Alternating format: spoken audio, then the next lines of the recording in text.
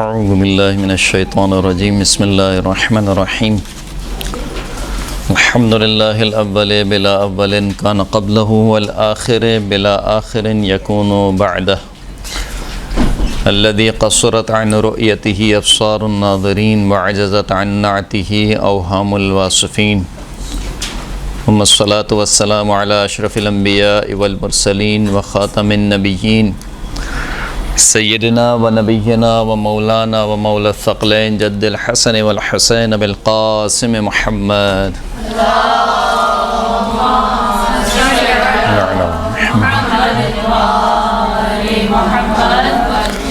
وعلى آلہ الطیبین الطاہرین المعصومین الذین اذهب اللہ عنہم الرجس وطہرہم تطہیرا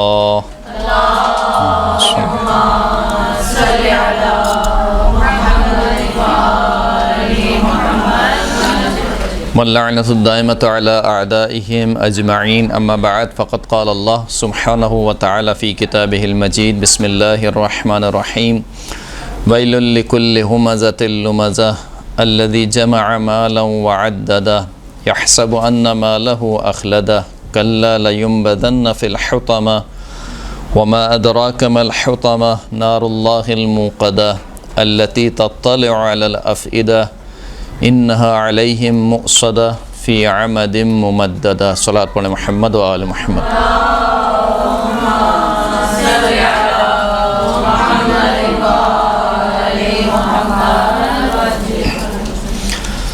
سورہ مبارکہ ہمزہ قرآن مجید کا مشہور و معروف سورہ 30ویں پارے میں پروردگار عالم ارشاد فرماتا ہے کہ ویل لکل ہمزۃ لمزہ، وائے ہو خداوند کریم کا عذاب ہو یا جہنم ہو، اس ویل کے بارے میں مختلف اقوال پائے جاتے ہیں۔ ایک قول یہ ہے کہ ویل جہنم کی ایک وادی ہے، اور ایک قول یہ ہے کہ ویل کلمہ نفرین ہے۔ جب آپ کو کسی کو بد دعا دینی ہو تو اسے کہا جاتا ہے ویل، جیسے ہمارے یہاں کہا جاتا ہے وائے ہو۔ وائے ہو یعنی کلمہ نفرین ہر اس شخص کے لیے جو کہ ہمزہ اور لمزہ ہے۔ ہمزہ اور لمزہ کے معنی کیا ہیں؟ بعض مفسرین کہتے ہیں کہ ان دونوں کے معنی ایک ہی ہیں، ہمزہ اور لمزہ۔ بعض کہتے ہیں کہ نہیں، فرق ہے۔ ہمزہ کے معنی کیا ہیں؟ ہمزہ مثال کے طور پر پیٹھ پیچھے عیب جوئی کرنا کسی کی، اور لمزہ کسی کے سامنے اس کی عیب جوئی کرنا یا اس کا مذاق اڑانا یا اس کو طنز اور طعنے کا نشانہ بنانا۔ بہرحال کچھ بھی ہو، یہ جو دونوں معنی ہیں یعنی دونوں کلمات ہیں ہمزہ اور لمزہ، اس کے جامع معنی یہ ہیں کہ ہر اس شخص کے لیے جو کسی دوسرے شخص کا مذاق اڑائے، کسی دوسرے شخص کی عیب جوئی کرے، کسی دوسرے شخص کی غیبت کرے، ہر اس شخص کے لیے کیا ہے؟ ویل ہے۔ ویل یعنی جہنم کی ایک وادی ہے۔ لمزہ اصل میں لمزہ سے نکلا ہے۔ لمزہ کے معنی ہوتے ہیں کسرہ یعنی توڑنے کے، جس سے یہ بات سمجھ میں آتی ہے کہ جب آپ کسی شخص کا مذاق اڑاتے ہیں یا آپ کسی شخص کی تحقیر کرتے ہیں یا کسی شخص کو طنز اور طعنے کا نشان بناتے ہیں، تو اس کا مطلب یہ ہے کہ آپ اس کی شخصیت کو توڑ رہے ہوتے ہیں۔ یہ تمام کام وہ ہیں کہ جو سامنے والے کی شخصیت کو توڑنے کے مترادف ہیں۔ یہ کون شخص ہے؟ ہمزہ اور لمزہ الذی جمع مالا وعددہ، یہ وہ شخص ہے کہ جو مال کو جمع کرتا ہے اور پھر اس کو گنتا رہتا ہے، شمار کرتا رہتا ہے۔ یحسب ان مالہ اخلد، اور گمان یہ کرتا ہے کہ جو اس کا مال ہے وہ اس کو ہمیشہ کے لیے باقی رکھے گا۔ کلا، کلا کیا ہے؟ کلمہ نفی ہے، یعنی ہرگز ایسا نہیں ہے۔ جیسا وہ سوچ رہا ہے کہ اس کا مال اس کو ہمیشہ باقی رکھے گا اور اس کا مال ہمیشہ کے لیے باقی رہے گا، کلا، ہرگز ایسا نہیں ہے۔ لَيُنبَذَنَّ فِي الْحُطَمَةِ، یقیناً اس کو پھینک دیا جائے گا حطمہ میں۔ نبذہ کہتے ہیں کسی چیز کو حقارت سے پھینک دینا۔ مثال کے طور پر آپ کوئی کاغذ جو کہ کام کا نہ رہے تو آپ کیا کرتے ہیں؟ اس کو توڑ موڑ کے اور ڈسٹ بن کی طرف پھینکتے ہیں، اس کو کہا جاتا ہے نبذہ۔ کلا لا ینبذن، ہرگز ایسا نہیں ہے بلکہ اس کو ضرور بضرور پھینک دیا جائے گا، یعنی تعبیر یہ نہیں ہے کہ اس کو جہنم میں ڈال دیا جائے گا یا اس کو جہنم میں داخل کر دیا جائے گا یا اس کو جہنم میں لے جایا جائے گا، نہیں، یہ تعبیر نہیں ہے، اس کو جہنم میں پھینک دیا جائے گا حطمہ میں۔ وما ادراک ما الحطمہ، تمہیں کیا معلوم کہ حطمہ کیا ہے؟ یہ لحن کون سا لحن ہے؟ وہی لحن ہے کہ جو کہ شب قدر کے بارے میں ہے۔ وما ادراک ما لیلۃ القدر، اور اس کے مخاطب کون ہے؟ سرکار ختمی مرتبت صلی اللہ علیہ وآلہ وسلم۔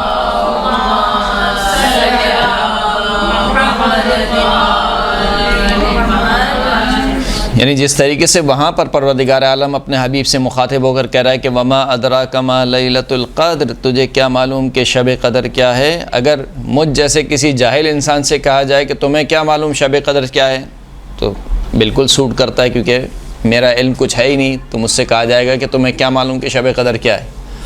لیکن وہ ہستی کہ جو کہ اس سے زیادہ علم والی ہستی کوئی نہیں ہے کائنات میں، یعنی حتیٰ انبیاء اور مرسلین میں جتنا علم دیا گیا ہے وہ سرکار ختمی مرتبت کو دیا گیا۔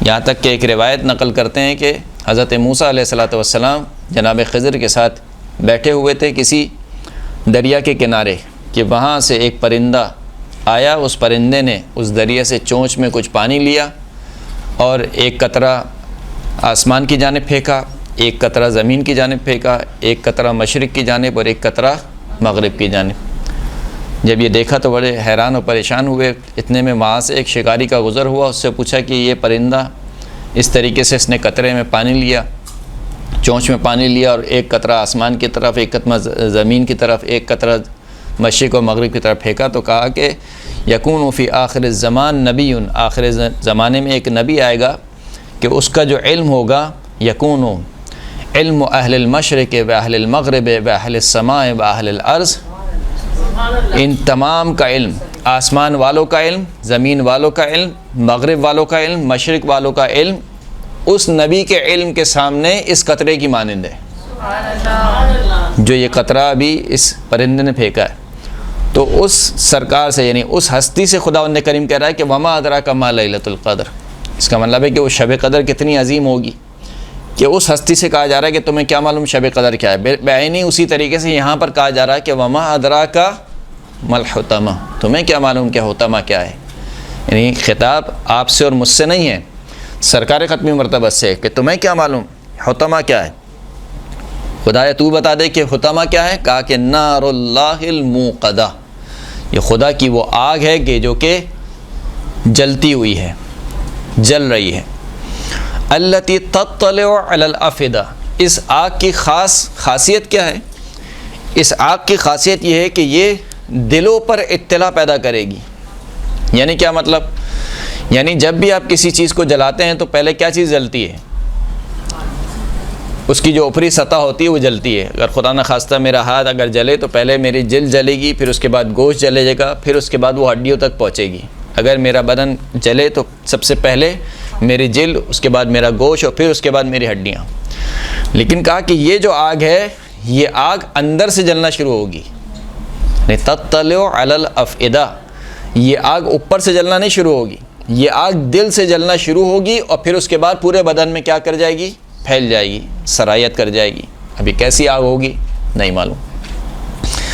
نار اللہ الموقدہ التی تطلع علی الافئدہ انہا علیہم مؤصدہ، یہ آگ ان کو چاروں طرف سے گھیر لے گی۔ فی عمد ممددہ، یہ آگ ایک ایسے کمرے میں ہوگی کہ جس کے چاروں طرف آگ ہی آگ ہوگی۔ عمد ممددہ کہتے ہیں کہ ایک ایسی جگہ جو چاروں طرف سے سلاخوں سے بند ہو، ایک بند کمرے کو کہا جاتا ہے عمد ممددہ۔ یعنی اگر میں تعبیر یوں کروں کہ جس طریقے سے آپ اوون میں ڈالتے ہیں کسی چیز کو اور اس کو چاروں طرف آگ ہی آگ ہوتی ہے، اس طریقے سے انسان کو ڈالا جائے گا ایک ایسے کمرے میں کہ جس کے ہر طرف کیا ہوگی؟ آگ ہی آگ ہوگی۔ یہ سورہ ہم نے آج کے لیے منتخب کیا گفتگو کے لیے، اس میں جو سب سے اہم، اگرچہ کہ پورا سورہ ہی اہم ہے، بالخصوص جو اس کی پہلی آیت ہے کہ ہمزہ اور لمزہ، کہ انسان نہ کسی کی تحقیر کرے، نہ کسی کو طنز و طانے کا نشانہ بنائے، نہ کسی کی غیبت کرے، نہ کسی کی عیب جوئی کرے۔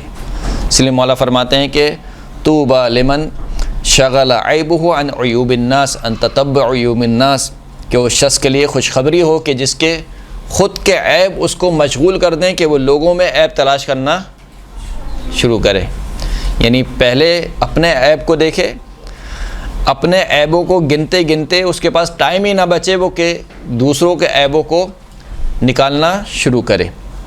پھر اس کے بعد جو اگلا آیت ہے الذی جمع مالا وعددا، مال کو جمع کرنا اور مال کو شمار کرنا، اور پھر اس کے بعد یحسب ان مالہ اخلدا، یہ گمان کرنا کہ میرا مال مجھے کیا رکھے گا، ہمیشہ ہمیشہ کے لیے باقی رکھے گا. جبکہ یعنی ایک ایسا گمان ہے کہ انسان اپنی آنکھوں سے دیکھ رہا ہے، روز مردے اٹھ رہے ہیں، روز 4 کاندھوں پر مردوں کو اٹھایا جا رہا ہے، روز ہمارے قریب قریب کے لوگ مر رہے ہیں، اور اس کے باوجود انسان یہ گمان کرے کہ یہ جو میرا مال ہے وہ مجھے کیا کرے گا، ہمیشہ ہمیشہ کے لیے باقی رکھے گا.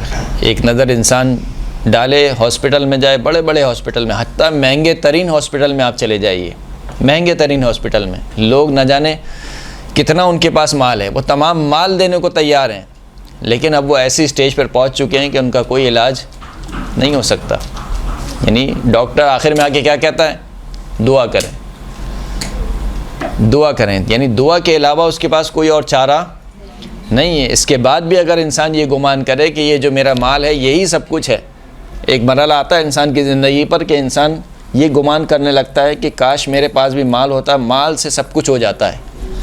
لیکن یہ وہ جگہ ہوتی ہیں جہاں پر جا کے انسان کو احساس ہوتا ہے کہ نہیں، مال سے سب کچھ نہیں ہوتا، بہت ساری چیزیں اور بھی ضروری ہیں. مال بھی ضروری ہے، اس کا یہ مطلب ہرگز نہیں ہے کہ مال ضروری نہیں ہے، مال ضروری ہے، لیکن مال سے زیادہ اور بہت ساری چیزیں ہیں جو کہ ضروری ہیں، جن کو ہم غیر ضروری شمار کرتے ہیں، اور ہم اپنی پوری توانائی خرچ کر دیتے ہیں، پوری جوانی گزار دیتے ہیں، پوری عمر گزار دیتے ہیں، کس کے لیے، اسی مال کو جمع کرنے کے لیے.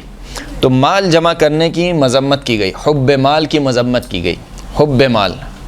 ٹھیک ہے، یہاں پر مال بری چیز نہیں ہے، خود مال بری چیز نہیں ہے. اسی لیے قرآن مجید کی ایک آیت میں کیا کہا کہ انہ لحب الخیر لشدید، یہ جو انسان ہے یہ مال کی محبت میں بہت زیادہ شدید ہے. یہاں پر خیر سے تعبیر کیا مال کو، لحب الخیر. اگر مال بری چیز ہوتی تو خداوند کریم اس کو خیر کیوں کہتا؟ جیسے کہ وہ وصیت والی آیت ہے کہ ہم نے انسان کو وصیت کی کہ ان ترک خیرا الوصیہ، اگر انسان کوئی خیر چھوڑے تو کیا کرو، وصیت لکھو. یہاں پر بھی خیر سے کیا مراد ہے، مال مراد ہے. یعنی اگر آپ کوئی مال چھوڑیں تو انسان کے پر فرض کیا گیا کہ وہ وصیت کرے. تو خود مال خیر ہے، خود مال ایک اچھی چیز ہے. جیسے خود دنیا میں کوئی کباہت نہیں ہے، دنیا ایک اچھی چیز ہے، اسی دنیا سے انسان آخرت کماتا ہے. گڑبڑ کہاں ہوتی ہے، خراب چیز کیا ہے، مذمت کس چیز کی گئی ہے، مذمت کی گئی ہے حب دنیا کی اور حب مال کی. جب انسان دنیا کو اور مال کو اپنا ہدف اور مقصد قرار دے دے کہ میں اسی مال کے لیے پیدا ہوا ہوں اور اسی دنیا کے لیے میں پیدا ہوا ہوں، وہاں پر گڑبڑ ہو جاتی ہے. ورنہ اسی دنیا سے آپ کو آخرت کمانی ہے، اسی مال سے آپ کو آخرت کمانی ہے. یہی وجہ ہے کہ ایک صحابی چھٹے امام کی خدمت میں حاضر ہوا، صلی اللہ علیہ محمد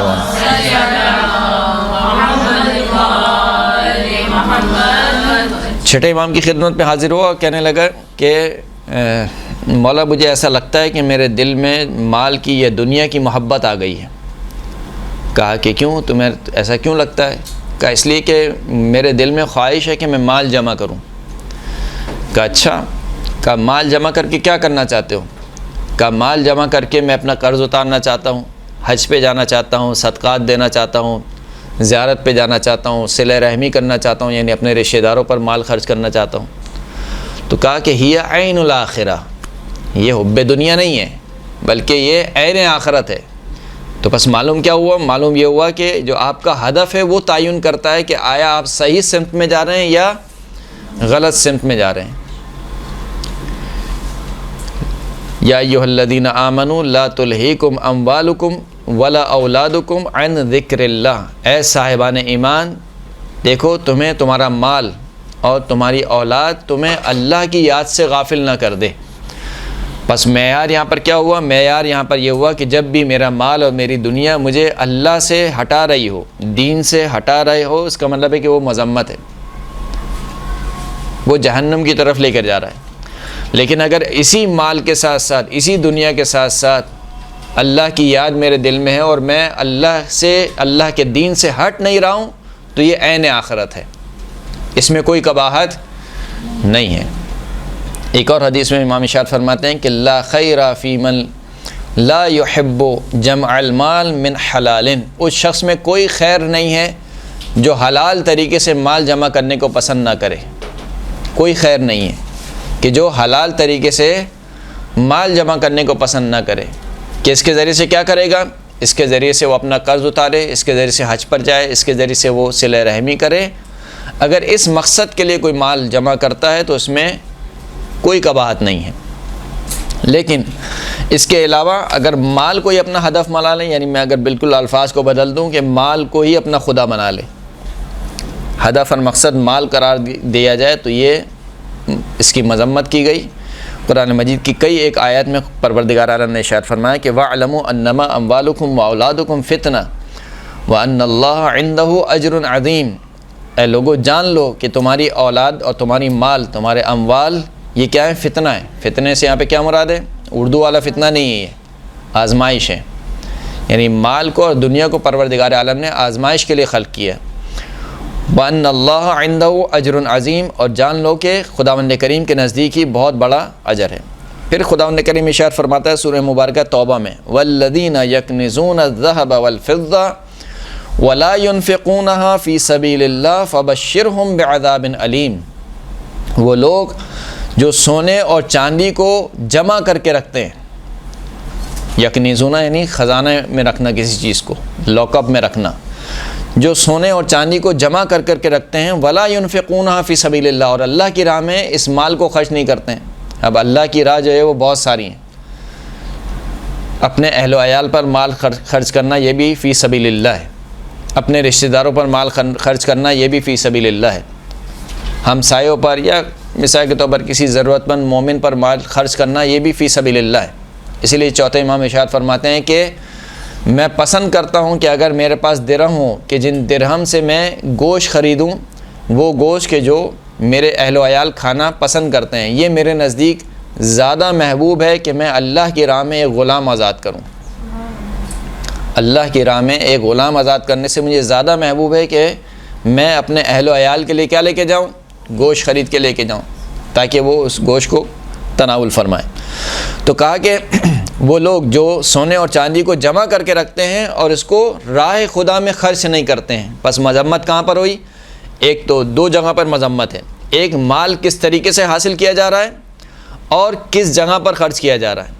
اگر حرام طریقے سے حاصل کیا جا رہا ہے تو وہاں پر مذمت ہے، اور اگر حلال طریقے سے حاصل تو کیا جا رہا ہے لیکن صحیح جگہ پر خرچ نہیں کیا جا رہا ہے، اللہ کی راہ میں خرچ نہیں کیا جا رہا ہے، وہاں پر مذمت ہے۔ فَبَشِّرْهُم بِعَذَابٍ أَلِيمٍ، پس ان کو دردناک عذاب کی بشارت دے دیجئے۔ یوم یحمى علیہم فی نار جہنم، یہ وہ دن ہوگا کہ جس دن ان کے اوپر آتش جہنم کو برسایا جائے گا، فَتُقْوَى بِهَا جِبَاهُهُمْ وَجُنُوبُهُمْ وَظُهُورُهُمْ، اور اس آتش جہنم کے ذریعے سے ان کی پیشانیوں کو، ان کی کمروں کو اور ان کے پہلوؤں کو کیا کیا جائے گا؟ داغا جائے گا۔ داغنا کسے کہتے ہیں؟ جانوروں کو دیکھا نا ہم نے، جانوروں میں لوہا گرم کر کے اس کی کمر پر لگایا جاتا ہے، اس کو داغنا کہا جاتا ہے۔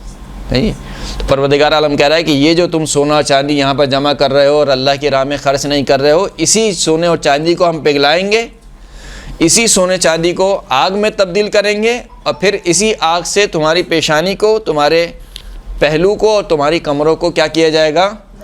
داغا جائے گا۔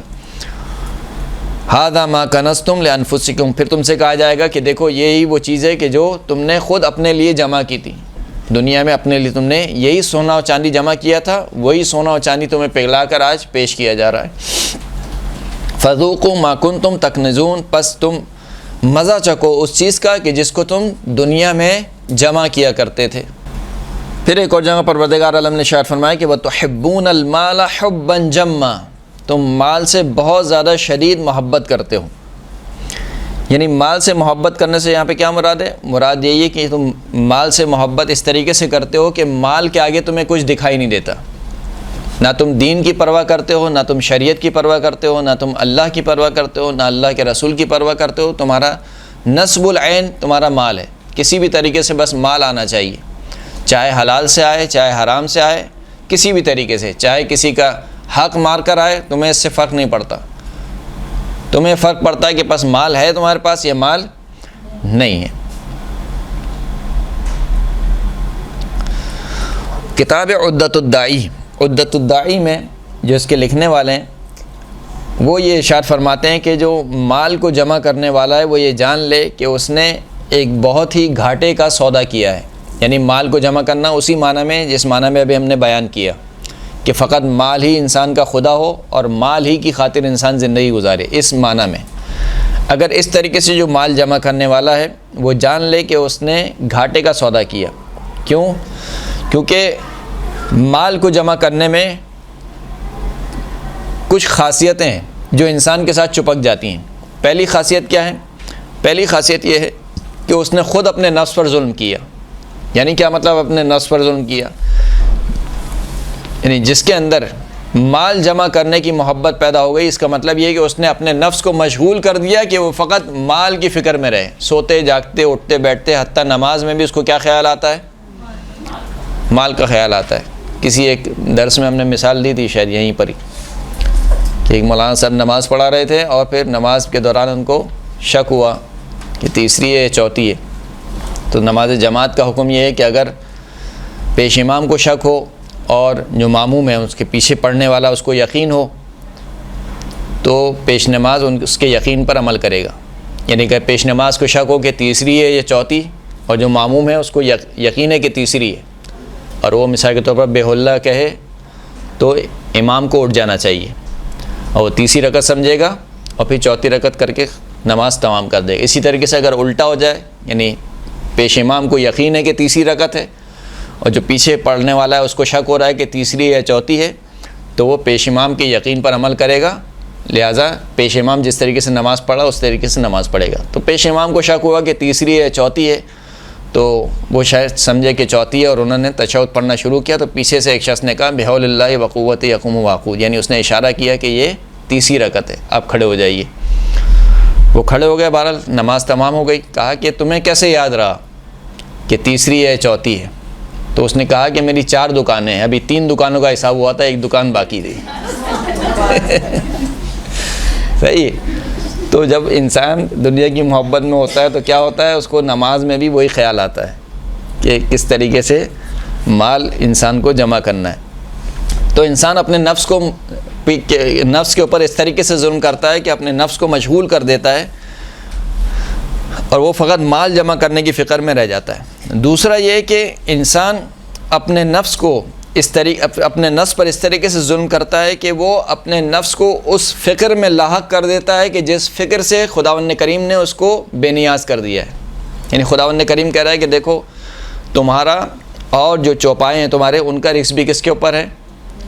اللہ کے اوپر ہے. ما من دابۃ الا علی اللہ رزقها، زمین پر کوئی بھی چلنے والا انسان نہیں ہے یا کوئی بھی چلنے والی مخلوق نہیں ہے مگر یہ کہ اس کا رزق کس کے اوپر ہے؟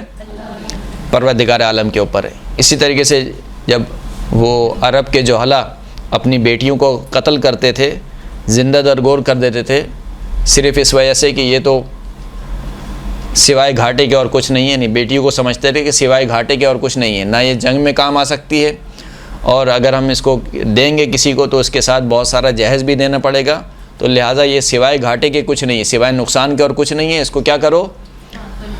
زندہ درگور کر دو. صحیح. اسی وجہ سے قرآن مجید کی آیت ہے کہ جب کسی کو بشارت دی جاتی تھی وَإِذَا بُشِّرَ أَحَدُهُمْ بِالْأُنثَىٰ اسْوَدَّ وَجْهُهُ، جب بشارت دی جاتی تھی بیٹی کی کہ تمہارے یہاں بیٹی پیدا ہوئی ہے تو اس کا چہرہ کیا ہو جاتا تھا؟ سیاہ ہو جاتا تھا. تو اس میں پروردگار عالم نے فرمایا کہ لا تقتلوا اولادکم، اپنی اولاد کو قتل نہ کرو، نحن نرزقکم وإیاکم، ہم تمہیں بھی رزق دیتے ہیں اور تمہاری اولاد کو بھی رزق دیتے ہیں. تو رزق کی ذمہ داری کس نے لی؟ پروردگار عالم نے لیا. ہمارے ذمہ فقط کیا لگایا؟ کوشش، کہ ہمیں کیا کرنی ہے؟ فقط کوشش کرنی ہے.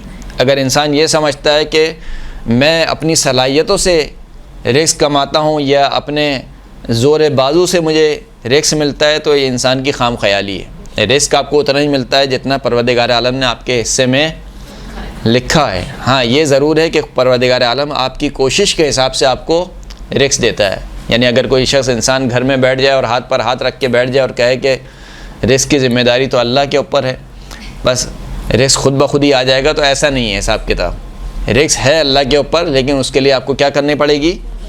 کوشش کرنی پڑے گی۔ اسی لیے جب کسی نے امام سے پوچھا کہ رزق کے معاملے میں ایک اصطلاح استعمال کی، احادیث میں بھی آیا کہ الاجمال فی الطلب، کیا؟ الاجمال فی الطلب، یعنی رزق کو طلب کرنے میں خوبصورتی سے کام لینا۔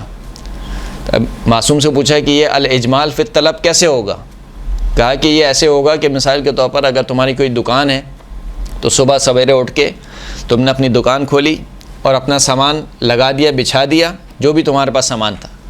اب سامان لگانے کے بعد گراہک آئے گا یا نہیں آئے گا یہ تمہارے اوپر نہیں ہے، مشتری آئے گا یا نہیں آئے گا، تمہاری فقط ذمہ داری یہ تھی کہ تم اپنا دکان کھول کر اور سامان لگا کر بیٹھ جاؤ۔ اس کے بعد رزق کی ذمہ داری کس کے اوپر ہے؟ پروردگار عالم کے اوپر ہے۔ اسی طریقے سے مثال کے طور پر کسان کی ذمہ داری کیا ہے؟ کسان کی ذمہ داری ہے کہ وہ اچھی کاشت کرے، اچھی موقع کے اوپر اور وقت کے اوپر زمین میں بیج بوئے، زمین کو زرخیز کرے۔ بیج بونے کے بعد کسان کے پاس سوائے اللہ پر توکل کرنے کے اور کوئی چارہ نہیں ہے۔ یعنی چاہے کتنی ہی اچھی سے اچھی ٹیکنالوجی کیوں نہ آ جائے اور پوری انسانیت مل کر مثال کے طور پر ایک دوسرے کی مدد کرے تاکہ ہم اس بیج سے کیا نکالیں؟ درخت نکالیں اور درخت سے پھل نکالیں، کر سکتا ہے کوئی؟ کوئی نہیں کر سکتا۔ ہم فقط کیا کر سکتے ہیں؟ اس بیج کو زمین میں ڈال سکتے ہیں، یہ بھی اگر خدا نے توفیق دی۔ اب وہ بیج کیسے درخت بنے گا، کیسے اس سے پھل آئیں گے، یہ ہمارے اوپر نہیں ہے، یہ کس کے اوپر ہے؟ پروردگار عالم کے اوپر ہے۔ تو لہٰذا جو ہم رزق کھا رہے ہیں، جو ہم رزق کما رہے ہیں، یہ سب پروردگار عالم کے اوپر ہے۔ ہمارا اصل رزق وہ ہے جو ہم کھا رہے ہیں۔ بس اوقات ہم پیسوں کو رزق سمجھتے ہیں، لیکن پیسہ کیا ہے؟ فقط ایک وسیلہ ہے رزق خریدنے کا۔ یہی وجہ ہے کہ جب کبھی گندم کی شارٹیج ہو جاتی ہے یا کسی بھی چیز کی شارٹیج ہو جاتی ہے تو آپ پیسے ہاتھ میں لے کر پھرتے ہیں، لیکن کوئی آپ کو گندم نہیں دیتا۔ اس وقت آپ کو اپنے پیسے کی اوقات یاد آتی ہے۔ یا مثال کے طور پر صحت ایک رزق ہے، صحیح ہے، لیکن جب آپ شدید مریض ہو جائیں یا خدا نخواستہ آپ کو کوئی چاہنے والا شدید مریض ہو جائے تو آپ اپنی پوری دولت لے کر بھی ڈاکٹر کے پاس آ جائیں کہ اس کو آپ صحت یاب کر دیں، تو وہ کیا کہے گا؟ میرے ہاتھ میں فقط علاج کرنا ہے، شفا دینا کس کا کام ہے؟ وہ پروردگار عالم کا کام ہے، کوشش کرنا ہمارا کام ہے۔ تو بعینی اسی طریقے سے رزق دینا اللہ کا کام ہے، ہمارا کام کیا ہے؟ کوشش کرنا۔ تو جب میں مال جمع کرنے میں لگ جاؤں گا تو کیا کروں گا؟ اپنے نفس کو میں ان فکرات میں لاحق کروں گا کہ جس سے اللہ نے مجھے بے نیاز کر دیا ہے۔ درست ہے؟ یعنی جتنی کوشش کرنی چاہیے ایک مال کو جمع کرنے میں وہ ساری کوشش میں کر چکا ہوں۔ اب اگر میں اس سے زیادہ بڑھوں گا تو اس کا مطلب کیا ہے؟ یہ افراط ہے، حد سے زیادہ تجاوز کرنا ہے۔ اور میں یہ چاہوں گا کہ میرے بلبوتے پر، یعنی میں یہ خیال کروں گا کہ میں جتنی کوشش کروں گا اتنا زیادہ مال میرے پاس آئے گا، یہ خام خیالی ہے۔ آپ کے پاس مال اتنا ہی آئے گا جتنا پروردگار عالم نے آپ کے نصیب میں لکھا ہوا ہے۔ تیسرا یہ کہ مال اور دنیا کو جمع کرنا یہ انسان کے اندر لمبی امیدوں کو جنم دیتا ہے، جس کی شدید مذمت کی گئی۔ یعنی انسان کیوں مال جمع کرتا ہے؟ انسان خواب بناتا ہے بہت سارے کہ ابھی چھوٹا سا گھر ہے، انشاءاللہ مال جمع ہو جائے گا تو اس سے بہت بڑا گھر لوں گا، اس گھر میں جو ہے مثال کے طور پر 4 بیڈ ہوں گے، ایک ڈرائنگ روم ہوگا، چھوٹا سا سوئمنگ پول بھی بنا لوں گا اس کے اندر، اور چھوٹا سا گارڈن بھی ہوگا، شام کے وقت وہاں پہ بیٹھوں گا۔ یہ پورا خواب انسان کے ذہن میں چل رہا ہوتا ہے، اور یہ تو ایک خواب ہے۔ ایسے نہ جانے کتنے خواب انسان بناتا ہے اپنے ذہن میں کہ مجھے وہ خواب اچیو کرنے ہیں، تو لہٰذا اس کے لیے کیا جمع کرنا پڑے گا؟ مال۔ اس کا مطلب ہے کہ مال کو جمع کرنا یہ سبب بنتا ہے کہ لمبی امیدیں انسان کے اندر پیدا ہو جائیں، جن لمبی امیدیں کی مذمت کی گئی۔ چوتھا یہ کہ وہ جس چیز کی کوشش کرتا ہے انسان کو اس کا بالعکس ملتا ہے۔ انسان جس مقصد کے لیے مال حاصل کرنا چاہتا ہے اس کا برعکس انسان کو ملتا ہے. یعنی کیا مطلب؟ یعنی مثال کے طور پر وہ مال کو حاصل کرتا ہے. انسان مال کیوں چاہتا ہے؟ تاکہ انسان کی زندگی سکون میں آ جائے. ایسا یہ نہیں، ہم سب مال کیوں چاہتے ہیں؟ تاکہ ہماری زندگی سکون میں ہو. مال چاہیے تاکہ ایک گھر ہو، مال چاہیے تاکہ اس گھر میں الیکٹریسٹی ہو، مال چاہیے تاکہ اس گھر میں پنکھے وغیرہ ہوں، تاکہ میری زندگی کیا گزرے؟ سکون سے گزرے. سکون کے لیے چاہتے ہیں نا، لیکن جو حب مال میں مبتلا ہو جاتا ہے اس کا سکون ہی برباد ہو جاتا ہے. کیوں؟ کیونکہ جس کو اور کی لت لگ جاتی ہے پھر اس میں قناعت نہیں ہوتی. اس کا آپ جتنا بھی مال دے رہے ہیں وہ ہمیشہ اور کی طرف دیکھے گا. لہذا ایک درس میں ہم نے آپ کی خدمت میں پیش کیا تھا، یہ مطلب کہ امیری اور فقیری کا تعلق ہونے اور نہ ہونے سے نہیں ہے. فقیری اور امیری کا تعلق وہ احساس ہے. احساس کمتری کا نام فقیری ہے اور احساس بے نیازی کا نام امیری ہے. ہے نا؟ جیسے مثال کے طور پر یہ گلاس ہے آپ کے سامنے، یہ گلاس کتنا بھرا ہوا ہے؟ یہ گلاس یہاں تک بھرا ہوا ہے. جب تک میں سوچتا رہوں گا کہ الحمدللہ یہ گلاس میرا یہاں تک بھرا ہوا ہے، خداوند کریم نے مجھے اتنا پانی دیا ہے، میں امیر ہوں. اور جب تک میں یہ سوچتا رہوں گا نہیں اتنا تو بھرا ہے لیکن ابھی اتنا خالی ہے، یہ کب بھرے گا، یہ فقیری ہے. صحیح ہے؟ تو اگر آپ کو پوری دنیا کا بھی مال و دولت دے دیا جائے اور پھر بھی آپ کے پاس اور کی طلب باقی بچے، اس کا مطلب ہے کہ آپ فقیر ہیں ابھی بھی. اور اگر تھوڑا سا مال بھی دے دیا جائے اور آپ کہیں کہ الحمدللہ بہت ہے، میرے خرچے پورے ہو گئے، خدا را تیرا شکر، آپ سے بڑا امیر کوئی نہیں ہے. اگر یہ بات سمجھ میں نہ آئے تو اس کو کبھی تجربہ کر کے دیکھیے. تجربہ یہی بتاتا ہے کہ انسان کی امیری اور فقیری کا تعلق انسان کے سوچنے سے ہے، انسان کے ذہن سے. ورنہ وہ جو جھونپڑی میں سو رہا ہے آرام سے بالکل بے فکر ہو کر، اور وہ شخص جو انتہائی امیر ہے لیکن اس کو مہنگے ترین بیڈ پہ نیند نہیں آ رہی ہے. کیوں نہیں آ رہی ہے نیند؟ حالانکہ اس کے پاس بہت مال ہے، بہت چیز ہے، لیکن اس کے بعد باوجود نیند نہیں آ رہی ہے. اس کا مطلب یہ کہ اس کے پاس ظاہری مال موجود ہے، وہ امیر نہیں ہے. لیکن جو جھونپڑی میں آرام کی نیند سو رہا ہے، اس کا مطلب کیا ہے؟ وہ امیر ہے. صلوات پڑھیں محمد و آل محمد.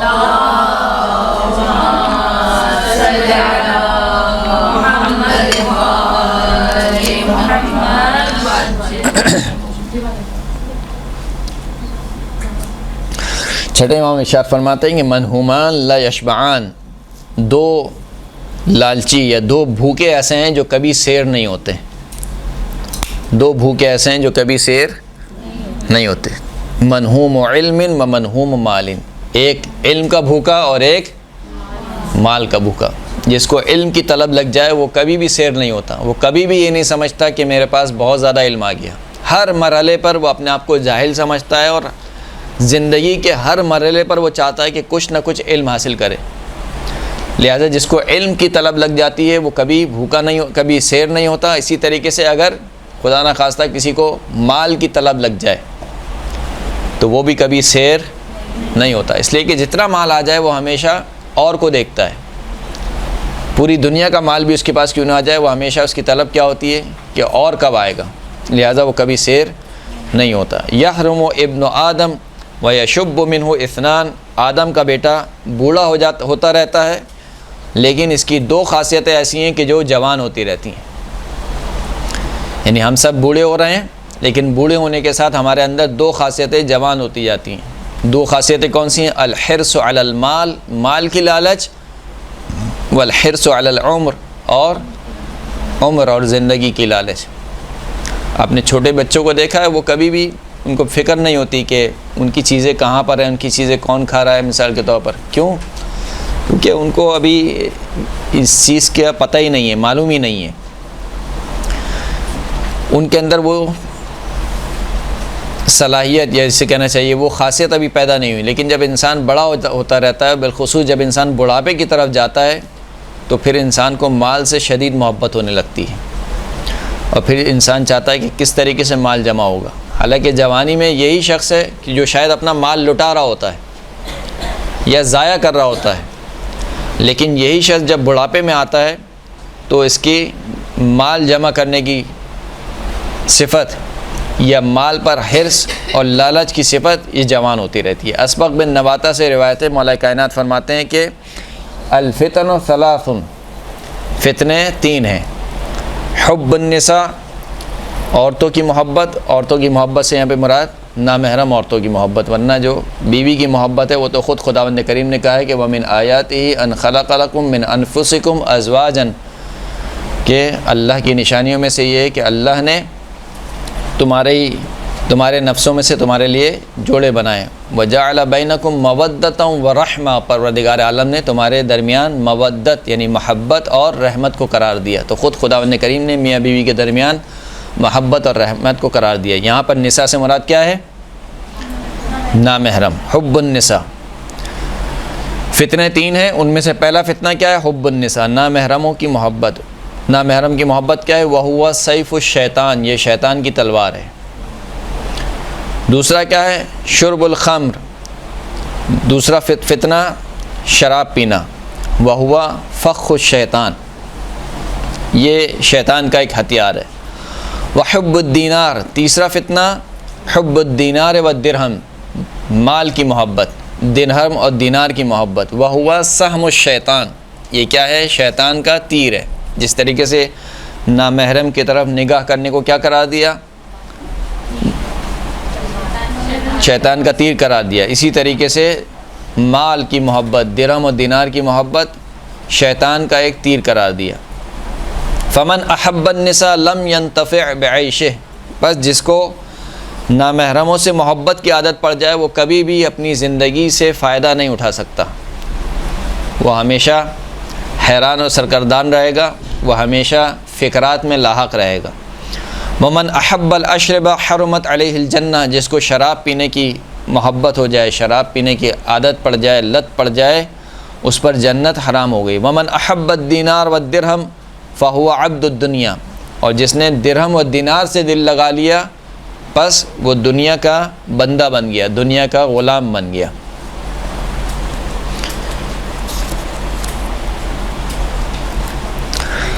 سرکار ختم معتبر حضرت محمد مصطفیٰ صلی اللہ علیہ وآلہ وسلم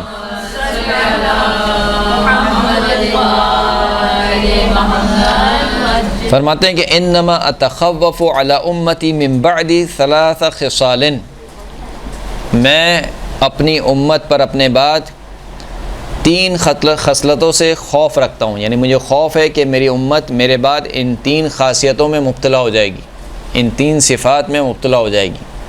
پہلی صفت کیا ہے؟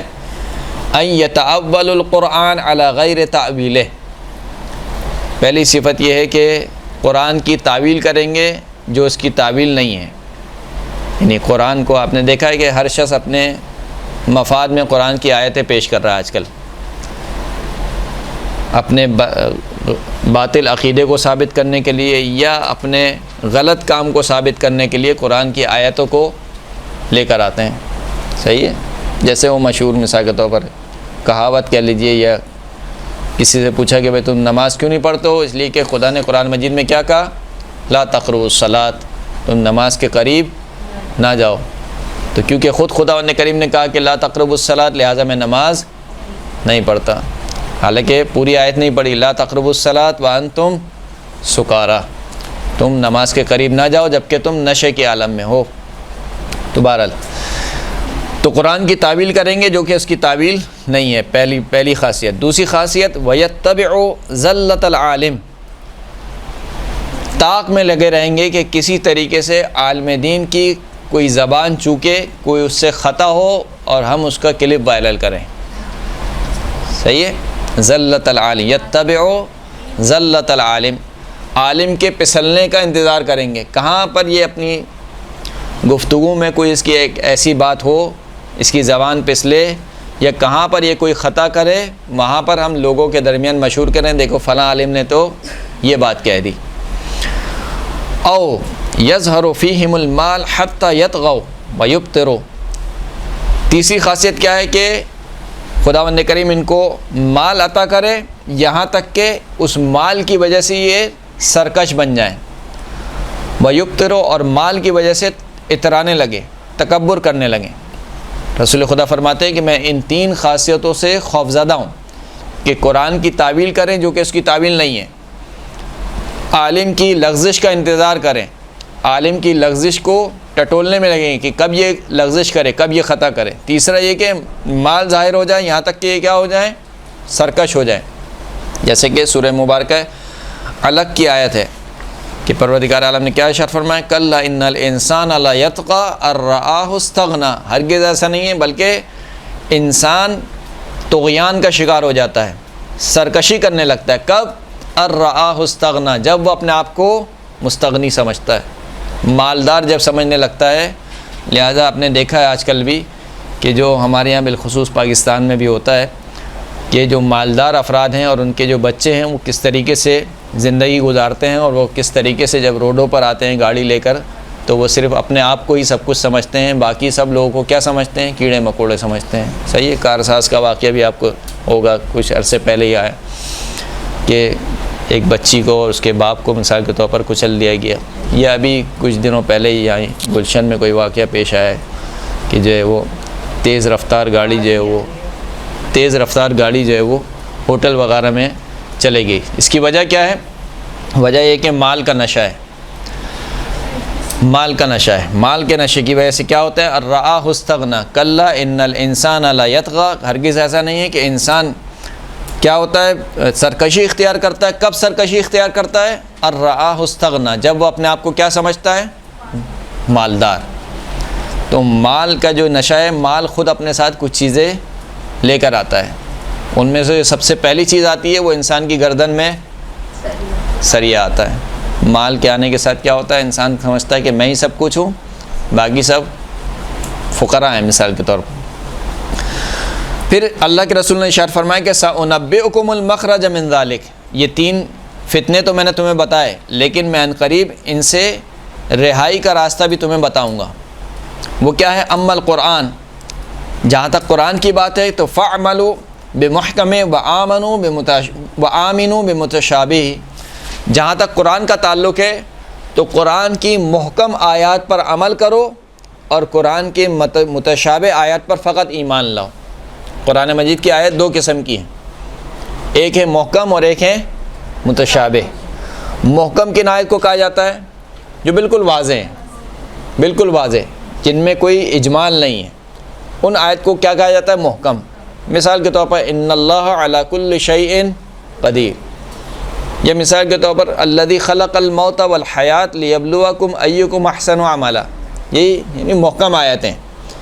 کچھ آیتیں جو متشابہ ہیں، مثال کے طور پر الف لام میم، الف لام میم کا کیا ترجمہ ہے؟ کسی کو نہیں پتہ۔ ابھی قرآن مجید میں بھی الف لام میم کو ترجمے میں بھی الف لام میم ہی لکھتے ہیں، اور اسی طریقے کی بہت ساری آیتیں قرآن مجید کی جو کہ متشابہ ہیں۔